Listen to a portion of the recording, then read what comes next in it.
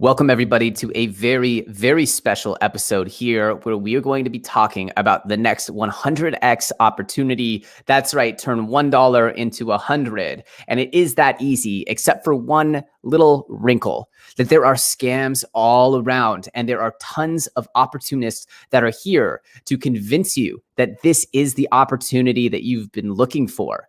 So to help us see through the fog, the haze of this wild bull mania coming to the crypto gaming ecosystem, well, we have none other than the most discerning of all altcoin enthusiasts here joining us today. You guys are definitely going to want to watch this one front to back because it will be jam-packed with value as we welcome my good friend and today's star guest, Mr. Alex Becker. Please smash up those likes, absolutely obliterate them, destroy them. Make sure the like button just goes away forever. And then we shall begin. Also, remember, subscribe. Put that bell notification on so that you can never miss a video, as both my channel and Alex's channel have been calling the absolute most important gainers exactly as we predicted for the last few weeks. Pretty much we're on fire. There's no better source for information. Let's welcome Alex Becker. Smash those likes. Comment below for a ledger. We are so happy to have you. Mr. Becker, thank you for joining us. I don't think I can live up to those titles and compliments you just gave me. I'm here just like, who is he talking about? All right, yeah, cool. What's up, man? How's it going? What are we? We're talking about 100x's today. Easy money, printing cash. Easy money, printing cash, right? Crypto.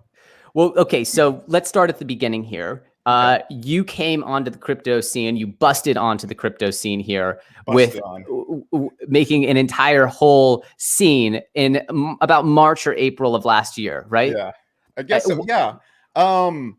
Yeah, I was actually gambling a lot back then, and I'd won a lot through gambling. And that's there only one way to get Bitcoin from the website, or get money from the website, was from Bitcoin. And so I got a lot of Bitcoin. I started noticing it going up a whole lot. And I started noticing it then dip down real bad around March, around the COVID time. And it just made sense for me to go all in on that. And I only knew about Bitcoin then. I didn't even know what Ethereum was. And then like about earlier, or a little bit later in the year, that's when I started figuring out about Ethereum. So I thought Ethereum was the greatest thing ever. And then I discovered altcoins and Cardano and all these other things. And it just kind of turned into an addiction from there. It got really bad. Well, I noticed your growth curve, right? Because I actually followed your channel before you did crypto. I saw some of your motivational, just general like life advice videos. I don't know what you categorize that. Yeah, I don't know what they are either. I can't believe people watch those things. It's so embarrassing. Some guy in the house just screaming like, "You should improve your life." Yeah. It's like, all right. Yeah, you were like, couches? Are you serious? You have a couch? Like, you're not gonna NGMI, like NGMI if you have a couch. And and I was like, oh, this guy sounds like he's really onto something. And so, but then I saw you flip into crypto, and I got really excited because I get really hyped when I see anyone sort of really start taking crypto seriously. And then I saw you go from sort of, I think, being fairly noobish with altcoins to being really sophisticated really fast. And so that's when I was like, okay, this guy's learning curve is like really up there. And then you started moving into NFTs, and I was like, he's doing the thing, right? Because there's so many crypto influencers and just generally crypto people who were extremely resistant to the NFT trend. And even as recent as like December 2020, I would get like ridiculous eye rolls from my own community, from my fellow, content creators about NFTs. People just didn't see it as a real space. So what was like your light bulb moment with NFTs? So when I got into NFTs, you can kind of judge where the NFT market was by like the price of CryptoPunks. So it was about when CryptoPunks were about $15,000. And so I saw NFTs, and the light bulb that went off, one, I was just ashamed of myself I hadn't seen this earlier, because it's something I would have been really interested in, like the aliens and all the zombies and just CryptoPunks in general. Like that would have just turned me on. I would have collected these things at like $10 if I'd known about them, but I'm stupid, so I didn't. But so it was around a 15K CryptoPunk, and the thing that stuck out to me is, one, it was very, very finite how many of them were. And then I saw people's behavior online, and I saw the way people behave the same way they behave about their Rolexes or their cars or any flaunting object ever. And to me, it just made total sense, because we talked about this before at length, but I don't think we're going to Mars with Elon Musk. I think we're going into a computer in the future, VR, and I think we're going to live a lot of our lives in that. And so when I see these science of digital wealth, digital flexing, it makes total sense that we literally spend most of our time online, especially in COVID. Most of the way we expressed ourselves was through videos online, our avatars, and in the digital realm. So of course, flexes are going to carry over there. That's what humans always have to do. We have to flex. We have to show we're important in some way or not. CryptoPunks were by far, at that time, you could see people in the group showing it to each other, judging each other, bragging about it, making fun of people that then have it. It had all the same behaviors of people that go and buy bottles at a club. And what happens when rich people have a chance to flex on each other or have a chance to show they're superior through throwing away money is they throw away a lot of it. So I bought a lot of CryptoPunks then, and I started buying up a lot of NFTs, and then I lost a lot of money in NFTs. I got my ass handed to me in Hashmask, and through that, I was able to actually figure out a pretty good strategy for buying NFTs, or at least, in my opinion, you can't always pick what NFT is going to explode or which one's going to pop up, but you can protect yourself. There's ways to get into NFTs, like buying the floor, buying only at mint, so you can at least make yourself as liquid as possible to not get owned. I didn't do that in Hashmask and lost like 50 grand in it, but so we're gonna get to the playbook. We're gonna get to the playbook of specifically how to not get owned. It's okay. No, it's okay. Yeah. There's no wrong comments here. But I want to know, like, so you were in the Discords, you were in these communities, you made the jump. You didn't just observe the trend and see the news headlines, but you took the initiative to go into these communities and actually see the underlying core human behavior. You also, I saw on your channel, coded your own video game, which is crazy to just, it's almost insane that you just picked up Unity and started coding a game. Is there a combination of these two behaviors that you think led you to where you are now? Because I feel like that's really what it is like you just digging down to that core level and then also being unafraid to explore the sort of the gaming side. I think just once I see something, I get overly excited and addicted to it. And then I just go really hard into it. Like the video game coding, once I start doing that, it's just so pleasurable. The feedback loops of it's pleasurable. It sounds gross. The feedback loops, it's delicious. The feedback loops of making video games, it's just so much fun. And then when you get into NFTs, it's exciting, and you're learning about this thing that's cutting edge, and then you actually see the future behind it. And then you actually enjoy the art and the collectibles behind it. It's just damn exciting. And so I think maybe this is a bad trait about me, but I will foolishly jump into things recklessly, even when it doesn't make any sense. And because of that, I take a lot of L's early on, but I learn a lot about it, and that allows me to get good at something faster than a lot of people. I would suppose, not everybody. Simply because I get bumped in the head, but a lot faster than everybody, because I'm okay getting punched in the face a few times when I'm trying new things.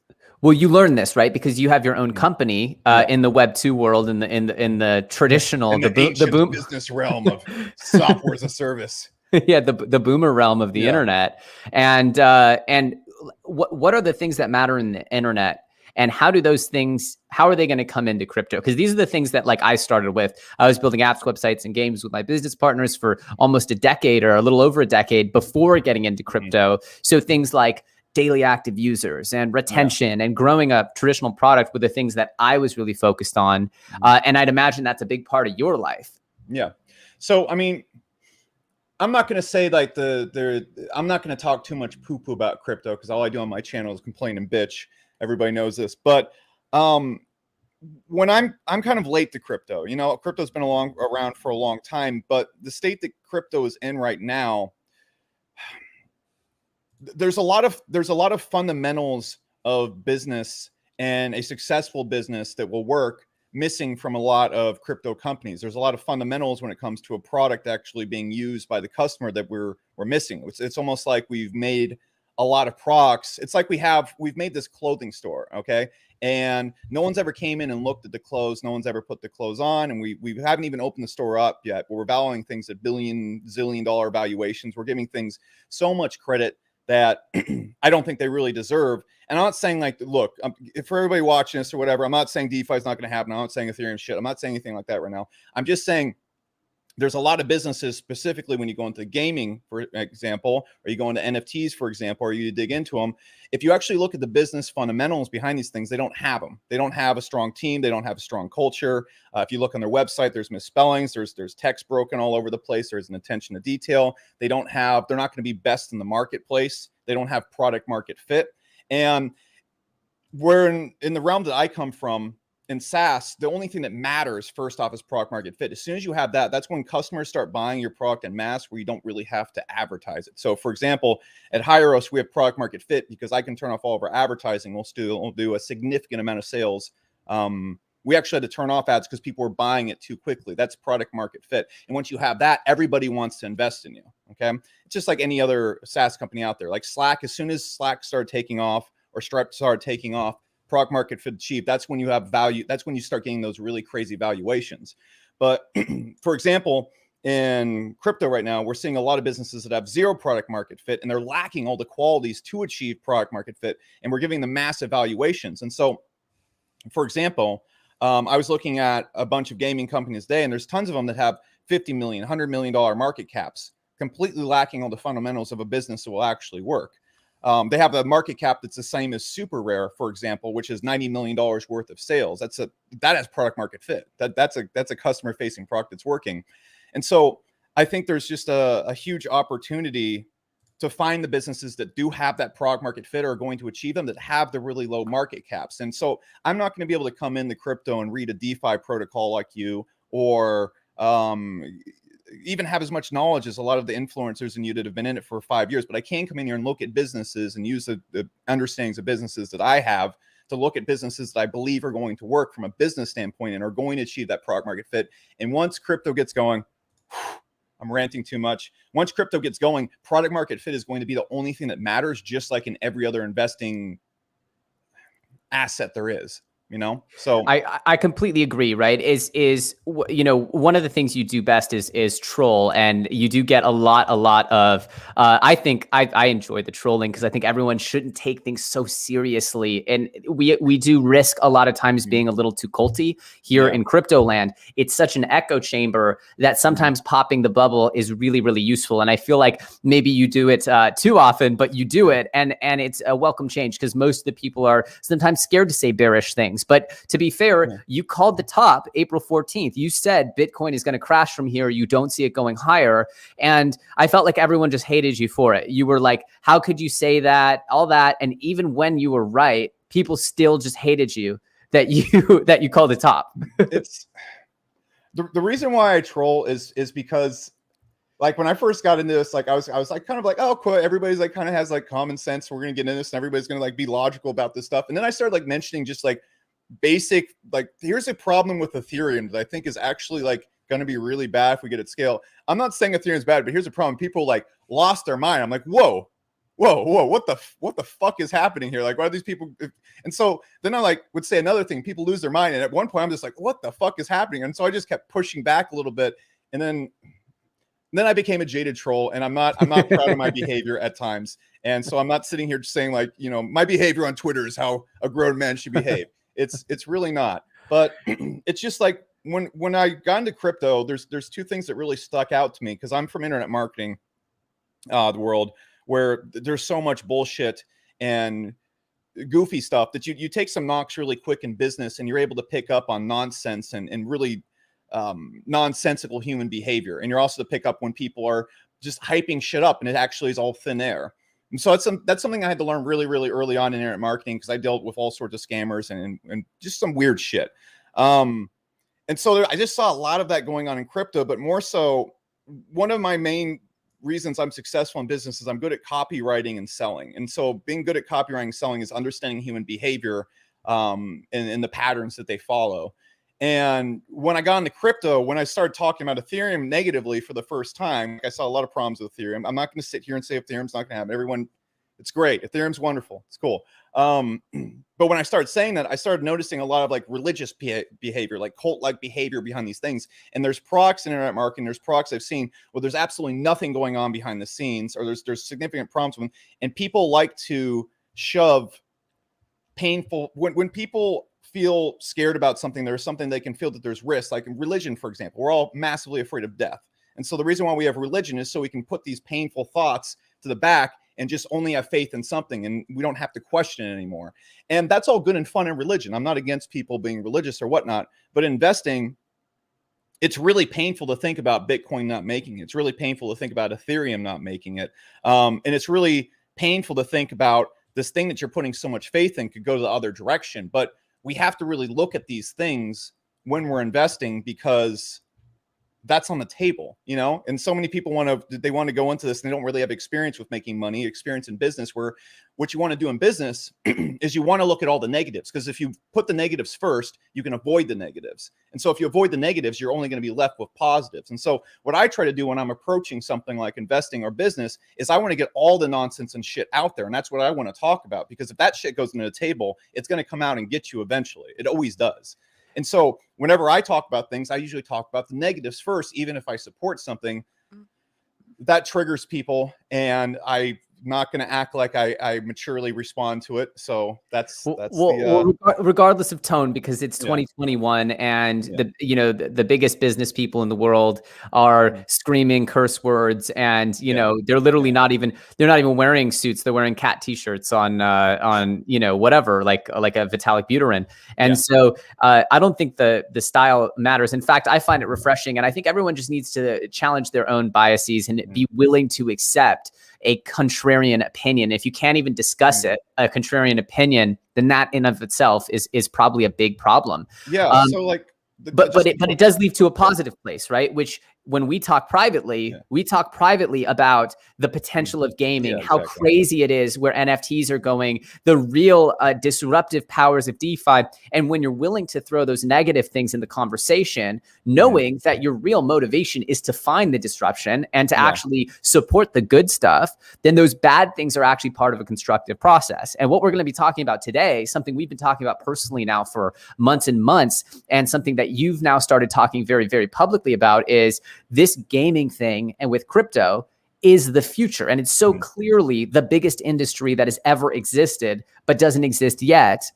However, as you've pointed out in your recent video, it's something that people are faking their way through. And that if you know a little bit and you're willing to call people out on their BS, and you're willing to put those negatives and actually be willing to pop the echo chamber for a second, you can actually help get to the best product, get to the best project, and support real disruption. Yeah. I mean, so like the first thing I'm not going to do is I'm never going to point at any, like I'll point at like Ethereum or Bitcoin and point out flaws in that. And I have positive thoughts about those things too. People don't freak out. But when it comes to like these smaller micro cap games, there's a lot of problems that I saw, which I mentioned in my last video, but I'm not going to call it specific projects, because I know a lot of good people's money is invested in those things. And if I take a big old swing at those and really dig into everything that's going on, a lot of people are going to lose a lot of money really fast. So I'm just hoping people can do their own research. And if they're in these projects, maybe slowly start siphoning it out of Uniswap, or at least know what you're looking at, because there's going to be so many gaming projects that are so exciting and so cool. And again, like we're going to talk about here, it's like $100 Bitcoin right now. This is the thing. That's why it's the main thing I'm focusing on. But if you don't know what you're looking at, the valuations on some of these are completely unacceptable. I mean, I'm sure on Steam, like the average game makes less than $10,000. A phenomenal game, the top 15% or 10% makes $300,000. We're valuing a lot of these companies at $50 million market caps, which I understand it's a currency, so it's a little bit different of a valuation. That being said, we're going and giving games that have less development than these games that are making $300K on Steam, $50 million worth of this, you're probably in for a rough time, when there are games like Axie, or there are games that are being in development like Elluvium and stuff right now, that have these fundamentals. And you see what Axie did. It has 1 million users right now. That's a perfect example of what's going on. I think there's so much more to crypto gaming than what Axie's performed. But if we're just talking investments, there's obviously justifiable investments as well. Then you just have to look for them.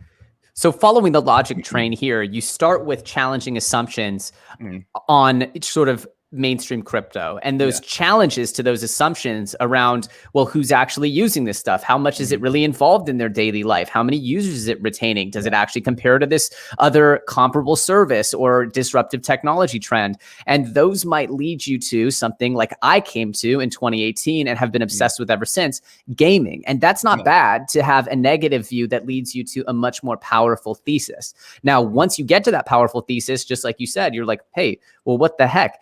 a lot of these games look horrible. They have about 2 months of development in with a team of 3 people, and they're years away from production quality, Steam ready gaming, and they're being valued more than actual successful games that are live right now. What's going on? And so if you're using a slightly negative filter to lead to a powerful conclusion, I think that that's a really, really good mentality. And I think it's the way that a lot of people who have made huge successful moves in business think about things. You're going to shoot down most things because 96+% of businesses fail. So if you're liking more things than you're disliking, then you're for sure out of whack with reality of what will be successful. And so that's why I think, like, if people were to just quiet down their internal trigger, their trigger warnings, they would see that I think you're providing a really good service to the space with this sort of, I guess, harsher lens. And with that in mind, I kind of want to talk about some of the things that you're seeing that are positive going on in the gaming space.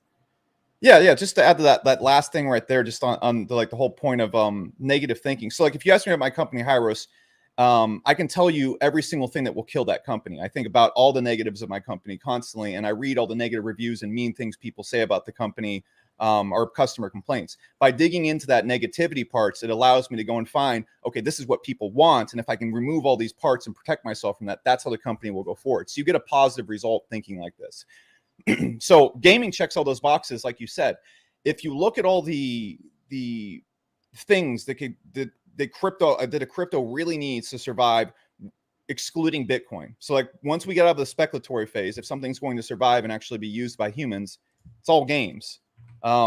For example, like Axie, we go into a bear market, people aren't going to stop playing Axie. They're not going to stop playing to earn. They're not going to stop playing games. People aren't going to stop playing Bitcoin. They're not going to stop playing Fortnite because they're definitely not going to stop playing Bitcoin. Yeah. But I mean, but if Fortnite was paying people to play, or there was NFTs involved in it, they would still be the same exact cash machine it is now, and it wouldn't be going anywhere. It'd be like Amazon when they started selling books. It's actually being adopted and used by people right now, but we're just on the tiny little precipice of it. I think when it comes to games, there's so much more that there is. I think we're going to have a very Ready Player One like reality. I really think this sounds nuts, but I think before we ever go to Mars, I think the human race will just go live in a computer, because you can have an infinitely better life in a computer than you can in the real world. And I think where we're at with games, when I talk about games, I'm not just talking about trading NFTs in Fortnite. I'm talking about the ability to actually transact and recreate human life inside of a computer, and that can't be done without a combination of DeFi and NFTs. And so I think it will not only be, if you've ever seen Ready Player One, I think it was IOI, and then there was, I forgot what, Gregorius Games or something like that. They were the biggest companies in the world by infinite amounts. I think that is very much coming, and it cannot be done without NFTs and DeFi and the things that we're discussing right now. And part of the thing that I want to underline or really make clear here is, when we look at this chart for Axie Infinity, what you see is this wasn't just they put out the idea, they put out the game, but they had their game live before this token even launched. This token launched in in November of 2020, and they had their game live since 2018. You know what the crazy thing about that chart is? If you look at it, or if you go look at like the Elluvium chart, for example, too, there was so much time to get into these. Like these, if you look at most IDOs, when they launch off, you don't have much time to get in before there's like a $25-50 million valuation. At that point, you're taking a little bit of risk. I mean, investing in something that has if you look really early on to the beginning of it, there was like a good few weeks where it was at dirt prices. It was like a $5-7 million market cap. So you had quite a lot of time to get in there. Right now, when we're seeing games take off, they instantly have a $25 million market cap, $50 million market cap. And, there's a lot of games right now that I'm looking at that have these $3-5 million market caps that have a working product. They just aren't being talked about on crypto, Twitter, and YouTube. They have a working product. They have a game in place. They have the NFT functionality there. They have a really good team, and product market fit wise, they have it, but they haven't IDO'd recently, or they haven't popped up recently. So they're still at like bare prices. And so there's just so much opportunity in it. And I think you're touching on something really interesting, which is, first of all, to rewind to the sort of the boomer metrics, the Web 2 ancient metrics. Well, look at Axie. Axie was around forever. And as we had a conversation with their lead investor, Animoca Brands, Yatsu, who was on my show earlier this week, was explaining how it was so hard to raise an $800,000 round for them back in 2018. Nobody wanted to touch this stuff. And that's because it was so unproven. But eventually they worked and worked and worked. And after years, they finally started gaining users. And with users came volume, and with volume came traction and hype. And not only that, I mean, look at the chart. We see here that Axie started popping off, had its first run here starting late June, right? We see this like monster thing here in late June. Well, let's look at Elluvium. When did Elluvium start popping off? Well, look at Axie. It starts going absolutely nuts into July. And what do we have? Let's go find another game that looks promising. Elluvium's not out yet. It doesn't have users yet. So you're seeing copy trading. You're seeing market narrative at play. Yeah, we're seeing speculation right there. But that Axie chart is unlike any other chart. That's a chart fueled by adoption, which is incredibly important. Correct. And not to say Elluvium's not great. I actually know Kieran and the team, and I actually think very highly of what they're doing. I'm actually meeting with them later today to chat about stuff, and I'm very, very impressed with them.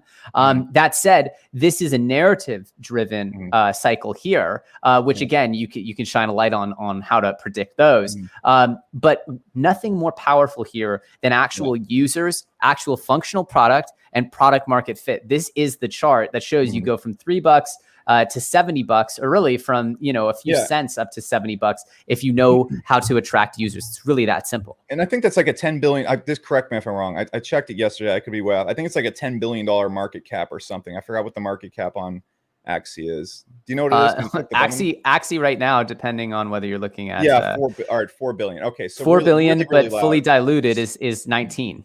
Yeah. So, I mean, if you look at Elluvium, it's 1/10 of that. So that's the speculation is, again, Elluvium's not justifying the same exact market cap of Axie. Axie's infinitely higher than where it was at IO. So, like, for example, when I first got into Elluvium, I was on literally day one of the project. No one really wanted to touch that. I would even mention to people, like, when we were talking about the IDO and stuff like that, just no one was really that, like, interested in it and stuff like that. So it had just this huge time of sitting around doing nothing. And again, I'm seeing that in a lot of projects right now. That's why I'm really excited about this space. Just when it comes from a money-making standpoint, it's the easiest place to make money at, because you can find things that actually have product market fit and are going to have these adoption curves that we saw with Axie. Maybe not a 4 billion, but if you get into something at 10, 5, 20.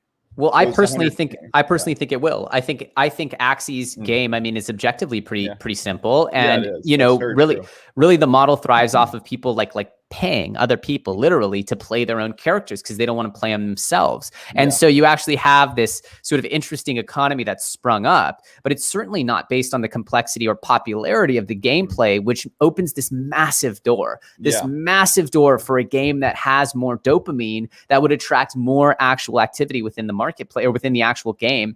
All respect to Axie, like Yatsu said, this is the Angry Birds moment for crypto gaming, where all of a sudden now the brilliant minds are going to flood in and start taking this stuff seriously. So what's going to happen is there's going to be a saturation, but within that saturation, which is the most important message of today's episode, within the saturation, there will be absolutely life-changing opportunities, not the kind that is like, hey, this is going to pump and then dump, and then 4 years later, it's going to pump again. No, this is a potential never-ending green candle of user adoption, metaverse. Once some game gets set up as the Fortnite of this new distributed, decentralized economic setup, then that game will be enshrined like a World of Warcraft or a Fortnite. And I believe it will become a staple of our online lives. And I believe Fortnite will convert over and we'll do that stuff too. But this is why the crux of this is how to look through and separate the good stuff from the other stuff. I want to have this because somebody super chatted 200 euros. So I wanted to give their comment a little moment here. I'm very biased. Okay, sorry. I'm very biased, but check out Dojira's white paper and upcoming projects at dojira.net. Old school Doge dev and industry game developer here. Anyway, I'll just put that out there. You can decide, Alex, if you want to dive into Dojira.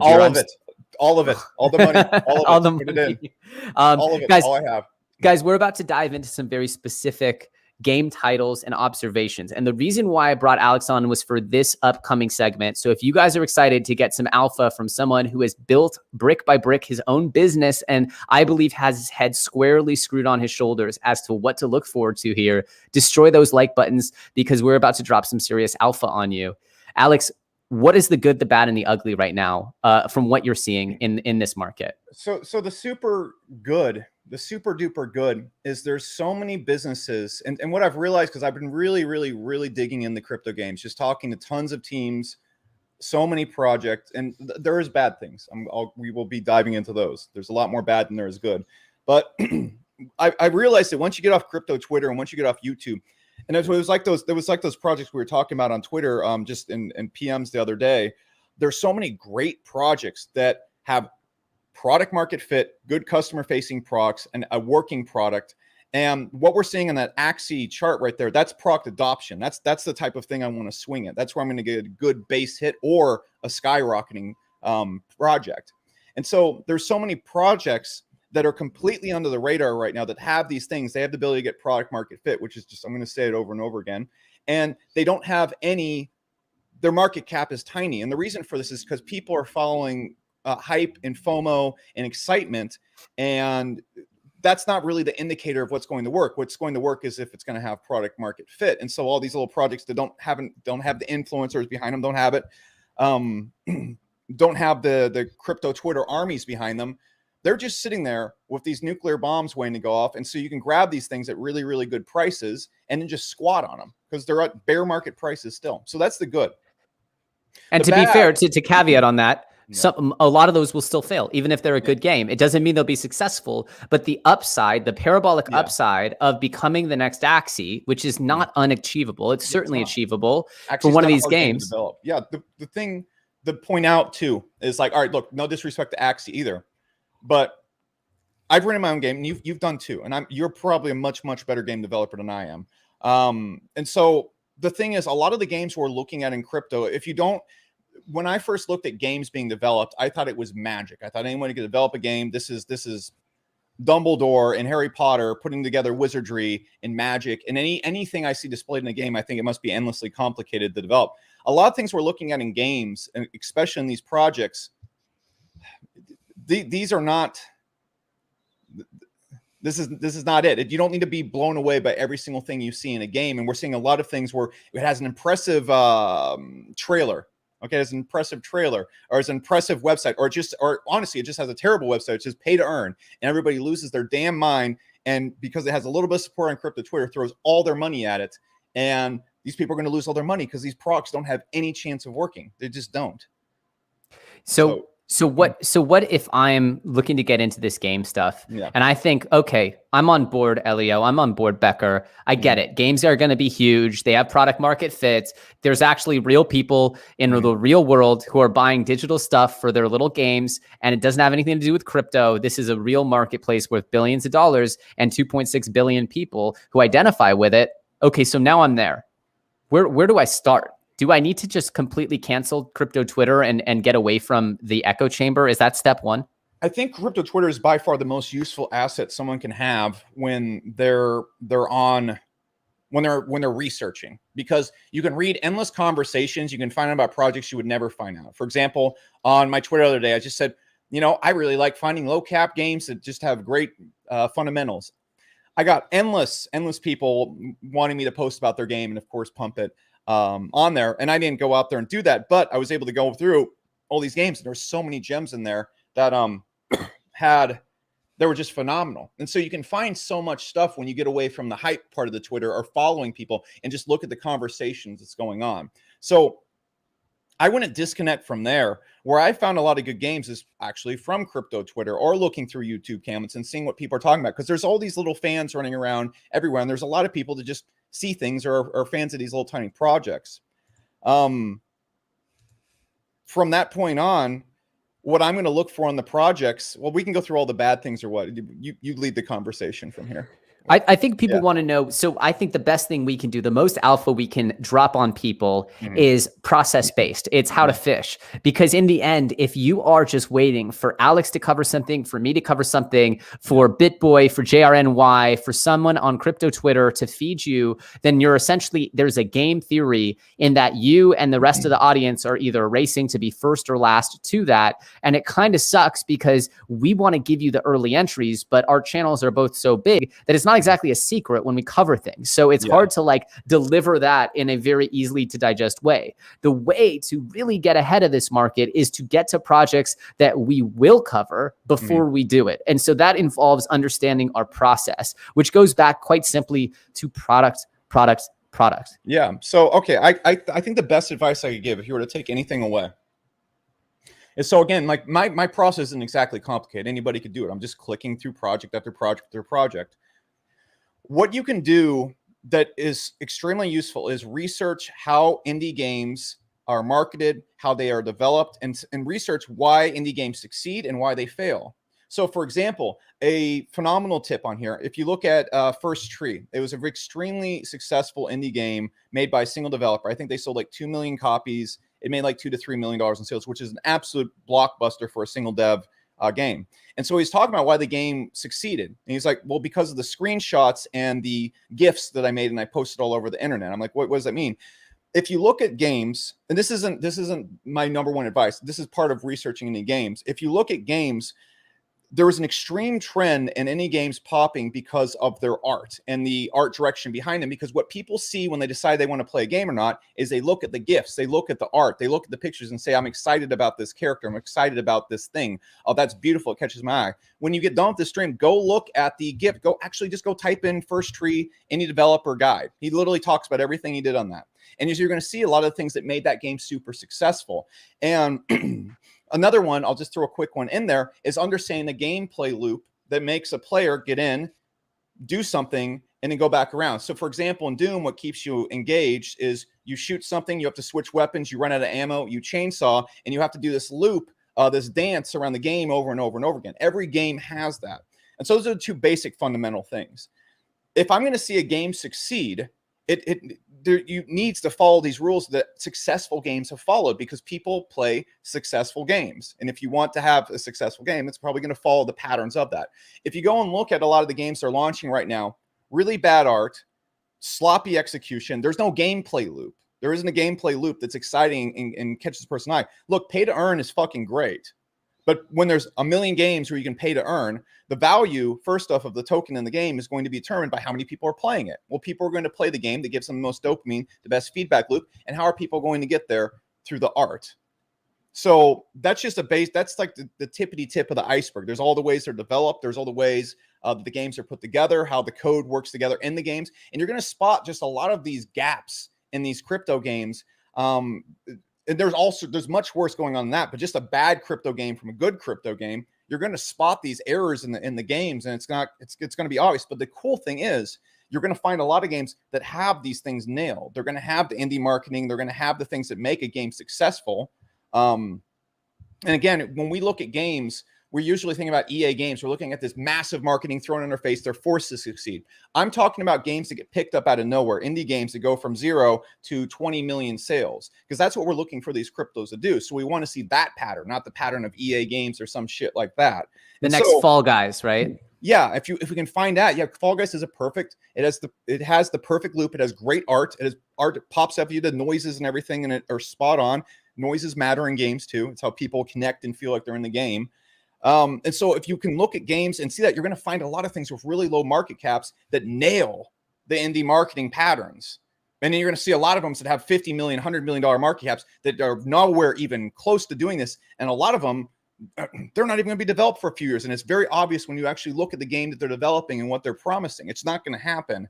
And if you get into something at $100 million market cap, you put $1,000 in it, that shit's going to zero. You get into something that's $5 million market cap, that's probably about as low as it's going to go in theory. Yes, it can go lower, but at that point, unless the game's a complete failure, you're usually kind of looking at almost an IDO price. So, it's getting on top of a skyscraper, it's about to crumble, or a very solid foundation that's at the ground floor. And I would take those solid foundations at the ground floor every time.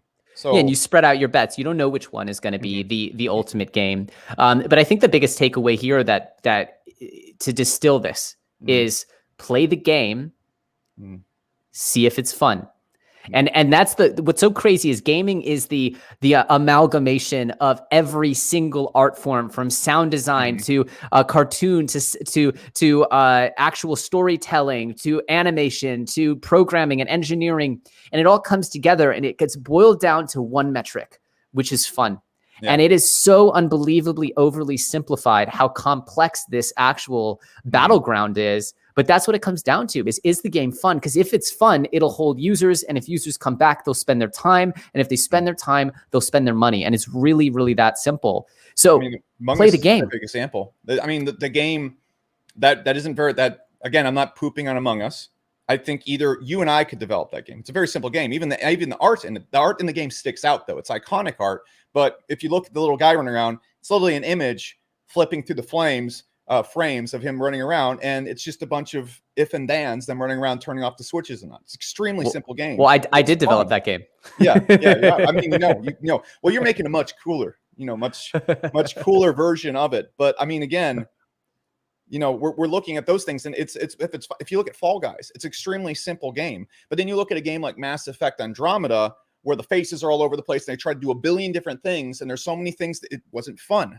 So we have a game that took $1 billion, I don't know, $500 million, $200 million, where they can't even get the faces right and whatnot. And we have a little game with literally just images moving around on a drawn picture, which is what Among Us is, blowing up. And so you can find those games in there by looking at that fun, at the loops, at the teams, and at the art behind it, and so many other things we'll talk about in this, I'm sure. Yeah. And, for me, obviously, what I've been talking to you privately is, the toolkit around Superfarm's ecosystem has been perfectly cultivated to help bring games to market. And that has been a North Star for the project for a very long time. We work with some of the most talented game developers in the world. And what crypto offers them as far as exposure to an audience that wants to support them, whereas traditionally you have to go to a few VCs, you have to go to the big money bags in the game industry. They get pitched 1,000 games a week, and to actually make it through that funnel, even if you have programmed a really cool game, is very difficult. Whereas you look at what's going on here in crypto, and the game actual level of gameplay is so low that there's an obvious play here of helping helping those 300K, 400K games on Steam add NFTs, figure out tokenomics, and come to market. And they will become massive ecosystems that people want to support. And that's what I'm so excited about. But what most people aren't doing is they're not even playing the game. They're not even looking to see what the game might be like or if it might appeal to them. And they're not even doing, and then people would say, well, I'm too old. I don't play video games. Ask your kids.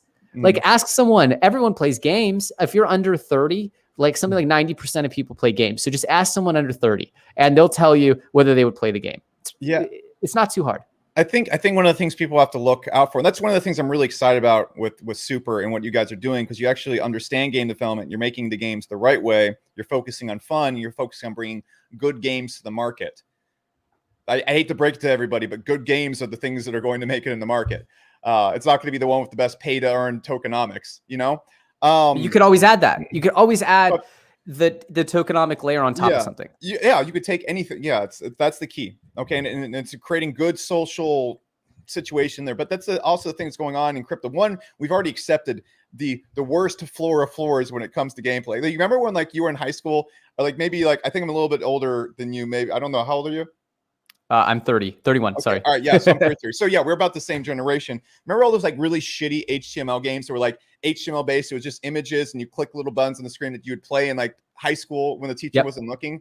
That's the level of gaming we've gone back to. And I saw some guy tag me with one of these games. He's very undervalued. I'm like, what the fucking fuck? Is this shit? This is what I used to play in science class. This is what was made by some random black hat kid in the back of the room, and this is not worth 50 million. Get the fuck out. But we've already seen that. That's the obvious thing. But the thing is, there's a lot of games that are releasing that look really cool. And the thing I think that is really important to stress is how easy it is to fagoozy this. So in the video I released the other day, or what I've tweeted on Twitter, I've shown pictures of my game. Not to say, look, I can do it better. but my game looks like a complete game. I can make a video of it, playing it. It looks really cool. I can show multiple levels. I can show multiple screens. I can show the art. It looks very exciting. And if I wanted to, and I didn't have a soul, there are games releasing with no pictures of their game, just art pictures and like just nothing, like little flying around the level. People need to understand how easy it is to Fagoozy this. I could Fagoozy this right now with the game that is 3 years away from completion. Okay, the game that's 3 years away from completion is probably not something you want to be investing right now if you want to make those returns. You know, it depends on the game. But I saw another game the other day where there, for example, if you're watching this right now, go to the Unity Asset or Unreal Asset Store. It's a store where you can basically almost buy templated code that you can inject in the Unity or Unreal, and then you have a playable game. You have animated creatures. You can even upload a game where you have all the features of Call of Duty, sprinting, running, and it looks like you've built something. I saw a game using all of the asset kits. They weren't making any of their original stuff. And so what's really, really important in games is if a person's not, I know that guy, he's a good friend of mine. Sorry. So I was still on an ad here. Yeah. But the reason I wanted to bring this up, this is the video you did just the other day, and you literally go through here, and it's pretty incredible. You have a lot of ads running on this one. Smart monetization. Yeah, there we go. But you show here. Yeah, I made a game in 15 seconds.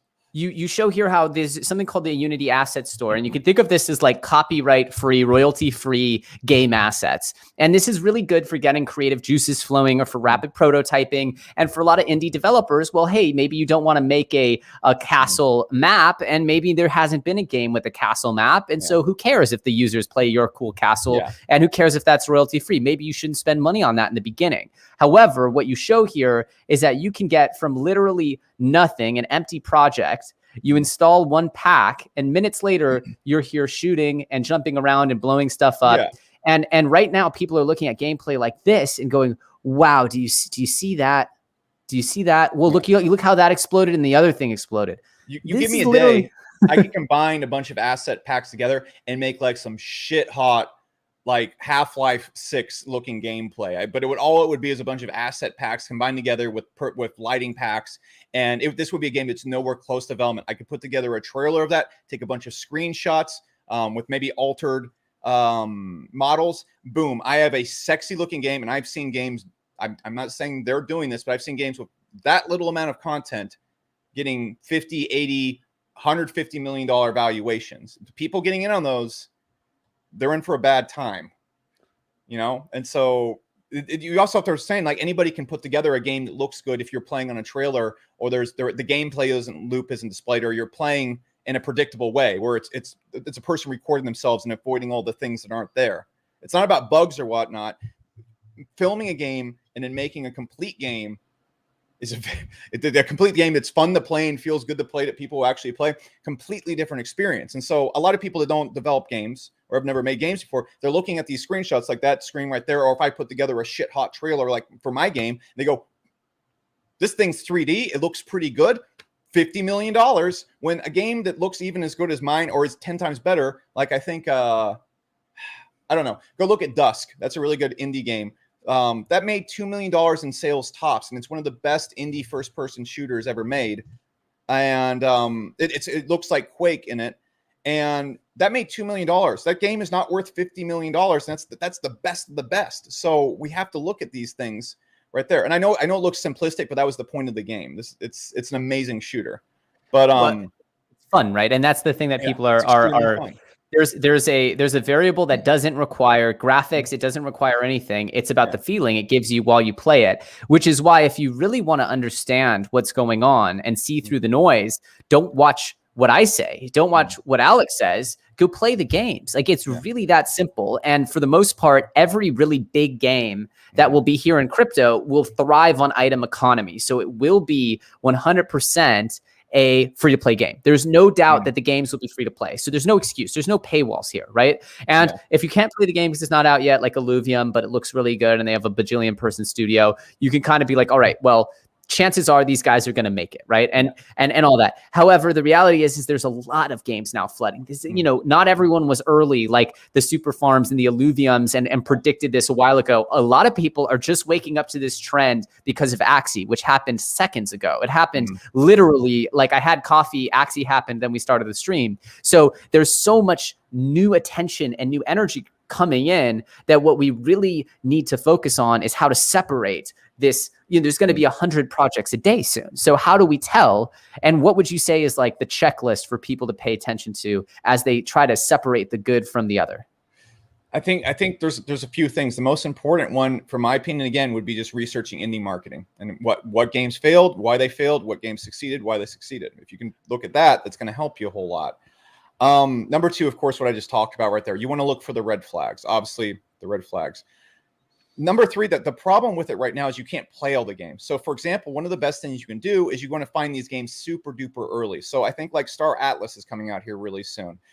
They were asking for investors like a year ago, and so if you had your ear to the ground, you could have slammed in there, and you could have gotten in even if you were not a big investor. You said, I want to be a part of this project. You got in as a developer. You could have gotten as a minor investor. Say, I want to give you guys, look, here's $5,000 or something like that. I think Star Atlas, at least the IDO, will explode. I haven't done tons of research in the Star Atlas, but it's looking to be really big. For example, it looks like a really big undertaking. I wonder how close they are, because what it looks like is that they're building something that would take several years, right? And so I really do wonder how close they are, because I know that they raised a lot. I know that they have Sam behind them, right? And everything Sam touches turns to platinum or plutonium. I haven't checked soon because it keeps getting more valuable, Sam's impact. But at the same time, it does feel like the ambition is so high that it very well might be a while. And could and have that's that the Mass Effect Andromeda problem, or Cyberpunk 2077. It could very much have that problem. Well, let's look at Cyberpunk. I think it's a really important example, Cyberpunk, because if you're not following the traditional gaming industry, you won't be very connected and familiar with what's going on, which is Cyberpunk 2077, publicly traded gaming behemoth, massive success off of their Witcher titles. And they had every amount of funding, resources that they needed. And they were in development for 9 years on Cyberpunk 2077, 9 years. And they delayed it twice.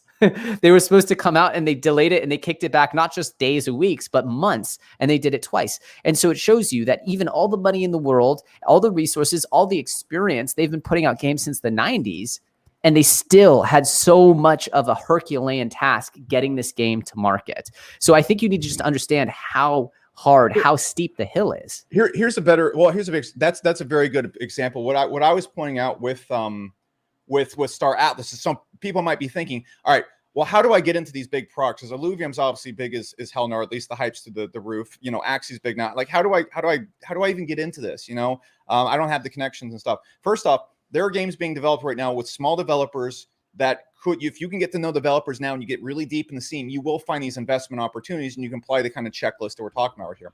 The other thing I would look at is, like, if you just go and type in top indie games right now, you'll see, Hollow Knight, you'll see Shovel Knight. The founders of Shovel Knight literally sat in their apartment for years. There was 3 of them, they could barely feed themselves for the longest time. And then when they finally got the game out, they were still making less than minimum wage to feed themselves. Where there's all these games right here you can look at. You can look at Minecraft, for example, very simplistic game. It was made by one guy. Cuphead or Stardew Valley was coded by one indie game developer.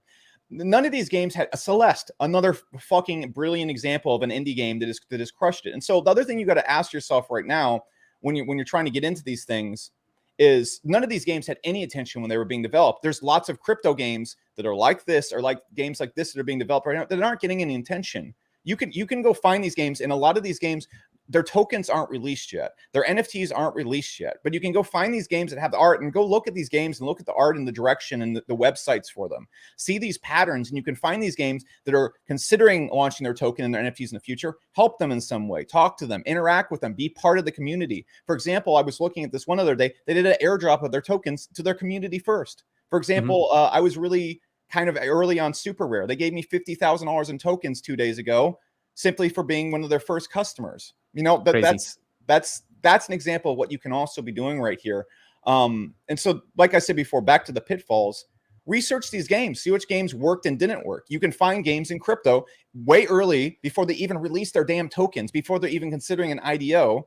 You can find them way early and go, this game matches these patterns. It looks really great.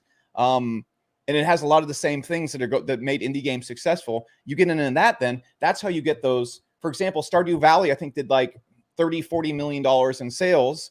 That in crypto terms, if there's pay to play and stuff, or pay to earn, or earn to play in there, That's a $200 million, $300 million market cap game. You get into that when it's at a $5 million, $3 million market cap. You don't need to invest in Bitcoin. You don't need to invest in Ethereum. You can just fucking invest in Stardew Valley crypto and you're set. You're good to go. You've made a couple mil off of a tiny investment. And the beautiful thing here is there was this story that we brought up yesterday of it was a 12-year-old that started playing Axie in 2020, started using SLP, and then started selling SLP for Ethereum. Mm-hmm. Then they got the Uniswap airdrop because they had used Uniswap to sell their SLP. Then they took that Uniswap airdrop and bought Axie Infinity, AXS, because they were playing it and they knew what was up. That went 70x or whatever the heck, and then or 400x, whatever, because they bought it at 12 cents. And then they went and put their money into YGG because YGG was something they understood because they were like, oh, a yield guild. Oh, of course that makes sense because this is something I'm involved with. It might sound like a foreign language to you, but the only reason why it's foreign is because you're not doing it. You're not actually taking 1 minute out of your day to click on the website, not just the CoinGecko page, but the actual website, and then go look at the game, go look at the product and see if this is something that you could play, see your kids playing, see your friends playing. All you have to do is get your hands dirty. I mean, is it that simple? Because that's how I feel. There's a few other things. So like, this is good old ancient Web 2 insights right here. But when I'm looking at businesses I want to invest in, so for example, I've developed video games, like I've said about 1 billion times. I probably sound like a jack. It's like, I've developed big video games in my day, but it's true that, when you're making a game, like attention to detail is like the way your character jumps and lands on the ground in a shooter is extremely important. Imagine if you were playing Doom Eternal and when you jumped, you went and you did it too quickly, or the gravity pulling down too fast, or when you shot the hook in that video game, it lasted 2 seconds longer than it should. It would throw off the immersion. Or if, like, when you shot a creature, the sound sounded boxy. Okay, these are all things that will throw off your immersion and make a game bad. So when I have here your banner now, just to make it clear, everyone, that you Becker, make games. Becker is the world's greatest game developer. I will release videos. Everyone should. I'm releasing Butt Token next week for my game. You should all invest in it and buy all my NFTs, and then I will never you'll never see me again. Sounds promising. Yep, it's the best way to make money right now. It's my genius $10 zillion plan. But so knowing those things in the code and how the game feels, it's so important. So when I go to a website, they have 16 different fonts. The spacing on the website is all off. The video itself, the sound is weird. Like, for example, if you watch my game, I'm a novice developer. The sound is all right. Like, I researched every little sound bite that goes into that game, the music, everything. It's crispy. It's crispy. And I'm not even good at this. And so when I go to a website and I hear boxy sound, okay, or something like that, or I see weird, bad animations. Look, guys, I can make great animations with an Upwork developer and a Fiverr team, okay? Like, when I see lack of attention to detail in these subtle ways, you're not always going to be able to play the game. So, especially if you're not, like, for example, I can go into these games and say, show me some gameplay. They'll take me behind the scenes and show me the beta. A lot of the times, I'm going to tell you guys, they don't got fucking shit. They don't have anything. There's nothing. Like, show me some gameplay. We're waiting to show it. No, just show me anything. Just load up Unity. Show me what you got. No. I'm trying to give you $100,000. Show me, load up Unity. No. Okay. Fuck you. I'm not going to buy your $10,000 plot of land NFT when you can't even show me at the land. Is there even any code being written? All right. Fuck you. All right. But look, what was I talking about? You can see the lack of attention to detail and the gaps in the behavior of the team and the leaders to just say, okay, this is probably not going to be a good game. If you look at a lot of really good indie games, they build with their community. The best ones, like Stardew Valley, when people were playing the beta testing, they had beta testers endlessly before they even considered launching the game or selling anything. The fact that some of these games don't even have beta testers or beta tester groups, there's no one touching the game, that's weird. Maybe you won't be able to play the game, but there should be people fucking with it 24/7 in the basic gameplay loops. And the developers should be building in a community. If you have these phantom developers, there's no Discord channel where they're constantly sharing gaming updates, maybe showing glitches and bugs, having people play certain levels. Like, how do you know a level is not going to have bugs unless you have 50 people run through the level and fall through the map 50 times? It happens. So, yeah, you can't find the X. Even Fortnite has bugs. Even all these things have game breakers, right? And even Call of Duty has game breakers, and they've got 100 million people working at their studio. So it's like, you understand, like, it's so much work. I wanted to interject here because we actually had this conversation privately. Chris Banjo says, super chat. Thank you for the super chat, by the way. is Virtue Poker VPP considered to be a crypto game? Now, full disclosure, I am an investor in VPP. I believe you are as well. But with that in mind, do you consider this to be a crypto game? I consider the behavior of people exchanging money and playing to earn to fall into the category. But a crypto game, like for example, Virtue Poker, the feedback loop and how the game is, how the system works is very different than let's say Stardew Valley or Dusk, for example. Those are two very different types of games. So I would say it's more of a crypto sport. And the fact that people can gamble to Virtue Poker so easily and the system's already up and work like that. Virtue Poker is a perfect example of it. It's like, if we're going to mention it on stream, it has a super low market cap and people can actively play it and use it right now. When we have games that have just a screenshot of an anime girl swinging an axe and have like a $50 million market cap. Look, I'm not saying Virtue Poker is going to be the next $10 billion thing, but I mean, I would say like maybe it should at least have half the market cap of that. So that's one thing I really look for. Well, they've been working on it since 2018 and they're IDOing here in 2021, right? This is consensus backed stuff. So like you gotta admire that they took so long and withheld their desire to be public and to be have the chart effect and to build their community publicly like that. And they wanted to focus on products. So I think that's something that very few people do. And you got to give them a little respect for that. That's the cool thing. That's like what I was saying before. There's so many products that have active customers, users, a complete product, or at least a really good beta of a product that because they missed the IDO wave or they were working in the bear market before all the IDOs and hype and everything came through, or they're not hyping it up right now. They're just working on the product. They're not trying to cash grab and offer some pay to play $1 billion thing.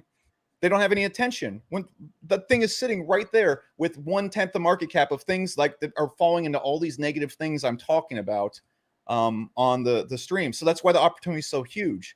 The thing that I also think is really, really huge that people should focus on is you don't have to find the next Mass Effect. You could find, again, go load up the top 10 indie games. You find these little ones. Maybe we can find something that will get to $1 billion market cap or a 500 million. If you invest when it's at a 10 million to 15 million, that's set you up for life money, or at least a really solid payday. Let's stop the whole you're going to be rich for the rest of your life talk. But no, you're going to spend all that money on dumb stuff. We know that. Yeah. If you can find at least those base hits.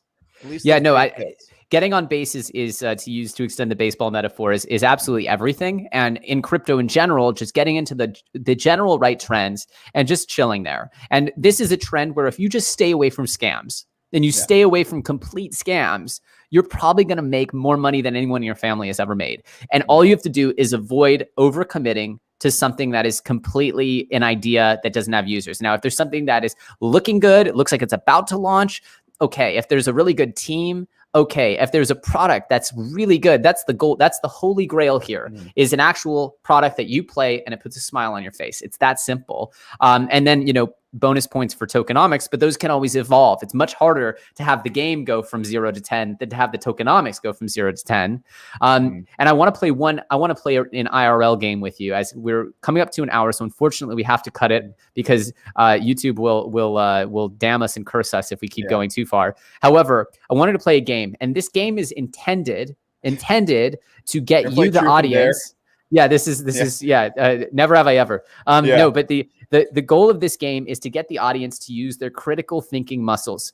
So I want you to throw out 3-4 projects, some that you think are really good and undervalued and some that you think are horrible and overvalued. And I want you not to tell people what they are. Don't feed them the answers, but give them a little bit of a critical thinking test here, right? So the point is some of these will be bad, right? Some of these will be bad is my goal. You don't have to do this if you don't want to, but I think it would be I can't bash other people's projects that have money in them. It's true.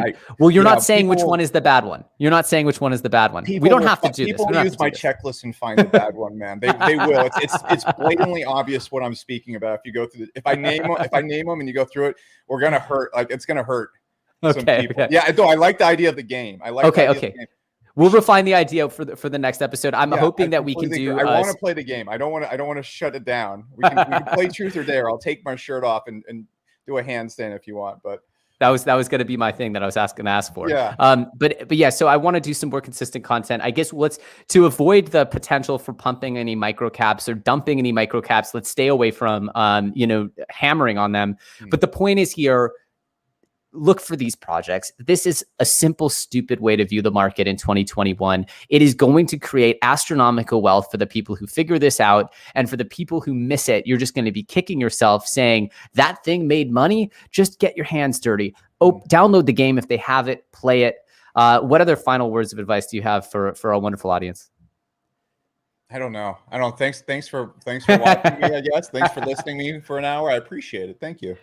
Yeah, I can't say a big enough thank you. I personally, like I said, I'm a huge fan of your content. Everybody, look past the trolling. Understand that Alex is bringing, I think, some of the best information to the space, and he calls it like he sees it. He's not afraid to bring you bad news, which, hey, look, who doesn't wish they had sold at the top at 64K, if only just so they could buy back in at much cheaper, double, triple their stacks? I think a lot of people were looking at their 90% down coins going, I wish I'd taken some profits. So it's never bad to have someone preaching caution. I think you bring a very valuable service. And I just thank you for coming on. I'm really looking forward to making more content with you. Hey, thanks for having me on. I'm flattered to be here. Thank you so much for your time, man. Awesome, guys. Smash up the likes for Mr. Alex Becker. Make sure you follow his channel. Links are in the description below. We hope to have you back very soon. Cool. Well, that's it, guys. What can I say? Another amazing episode. The first of its kind here, focusing almost entirely, if not entirely, on crypto gaming. Gaming is the future of this industry, as I've said so many times. And right now we are on the precipice of a full-blown avalanche snowball into this future reality. The digitization of our reality is here, and it's going to be something that you can make money off of. It's absolutely crazy. So with that in mind, I thank you all so much for watching. If you guys want more videos like this, make sure you smash that like button, and of course, subscribe and put that bell notification on. As always, you can find me on Twitter at EllioTrades. The link is in the description. I thank you so much for watching, and I'll see you very soon on the next episode.